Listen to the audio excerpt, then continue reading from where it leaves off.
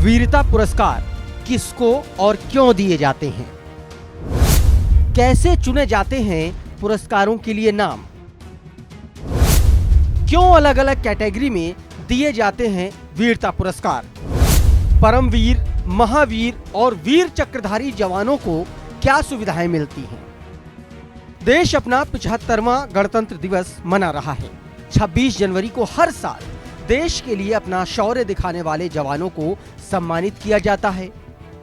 दुश्मनों के सामने बहादुरी का प्रदर्शन करने वाले सैनिकों को वीरता पुरस्कार से नवाजा जाता है। वीरता पुरस्कार का ऐलान साल में 2 बार किया जाता है। पहला गणतंत्र दिवस के मौके पर और दूसरा 15 अगस्त यानी कि स्वतंत्रता दिवस के मौके पर। देश के राष्ट्रपति बहादुर जवानों को सम्मानित करते हैं। भारतीय जवानों को दिए जाने वाले वीरता पुरस्कारों की शुरुआत 26 जनवरी 1950 से की गई, लेकिन इसे 15 अगस्त 1947 से प्रभावी माना गया। उस समय इन पुरस्कारों को 3 कैटेगरी में रखा गया था: परमवीर चक्र, महावीर चक्र और वीर चक्र। वीरता के लिए दिए जाने वाले इन पुरस्कारों में क्या फर्क होता है, क्या अंतर होता है, चलिए समझते हैं। सबसे पहला, परमवीर चक्र किसे दिया जाता है? वीरता पुरस्कारों में परमवीर चक्र सर्वोच्च सैन्य पुरस्कार है। परमवीर चक्र दुश्मनों के सामने बहादुरी और आत्म बलिदान के लिए दिया जाता है। भारत रत्न के बाद परमवीर चक्र को देश का सबसे अहम पुरस्कार माना जाता है। यह सम्मान मरणोपरांत भी दिया जा सकता है। परमवीर चक्र के रूप में दिया जाने वाला पदक गोलाकार होता है। इसके सामने के भाग में इंद्र के वज्र की 4 आकृतियां बनी होती हैं और बीच में राज्य चिन्ह होता है। पदक के पीछे की तरफ हिंदी और अंग्रेजी भाषा में परमवीर चक्र खुदा हुआ होता है। हिंदी और अंग्रेजी के शब्दों के बीच कमल के 2 फूल बने हुए हैं। इसका रिबन सादा और जामुनी रंग का होता है। परमवीर चक्र से सम्मानित हर शख्स को हर महीने 10,000 रुपए मिलते हैं। महावीर चक्र किसे दिया जाता है?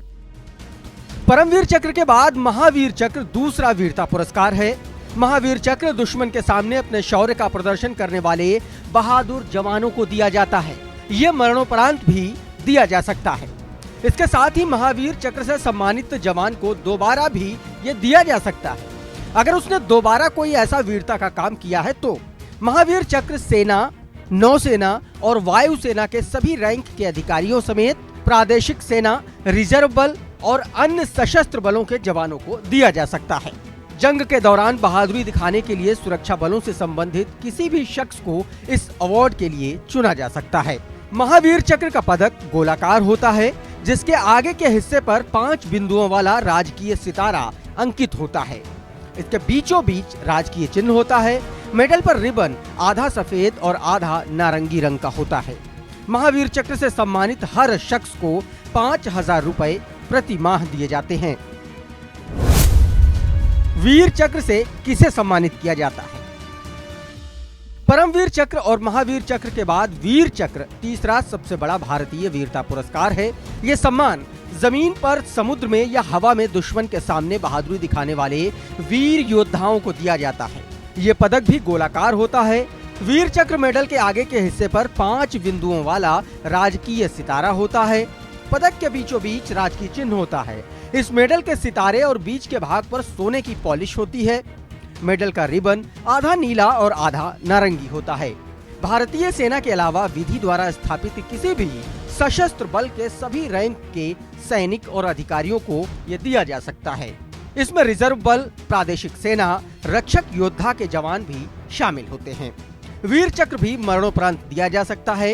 इस पुरस्कार से सम्मानित हर शख्स को 3,500 रुपए प्रति माह मिलते हैं।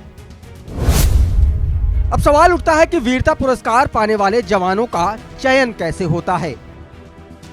सबसे पहले भारतीय सेना देश की रक्षा में योगदान और बलिदान देने वाले जवानों और अधिकारियों के नामों का चयन करती है। फिर इस चयनित नामों को रक्षा मंत्रालय को भेजा जाता है। रक्षा मंत्रालय में इसके लिए एक विशेषज्ञ केंद्रीय सम्मान एवं पुरस्कार समिति होती है जो उन नामों पर विचार करती है। समिति उन नामों की लिस्ट तैयार करने के बाद उसे राष्ट्रपति के पास भेज देती है। राष्ट्रपति की मंजूरी के बाद उन चयनित नामों का ऐलान वीरता पुरस्कारों के लिए किया जाता है। इस तरह से देश के बहादुर जवानों का सिलेक्शन वीरता पुरस्कारों के लिए किया जाता है। और इस बार गणतंत्र दिवस के मौके पर वीरता पुरस्कार के लिए अलग अलग कैटेगरी में कई जवानों के नामों को शामिल किया गया है। Bureau report, daily line.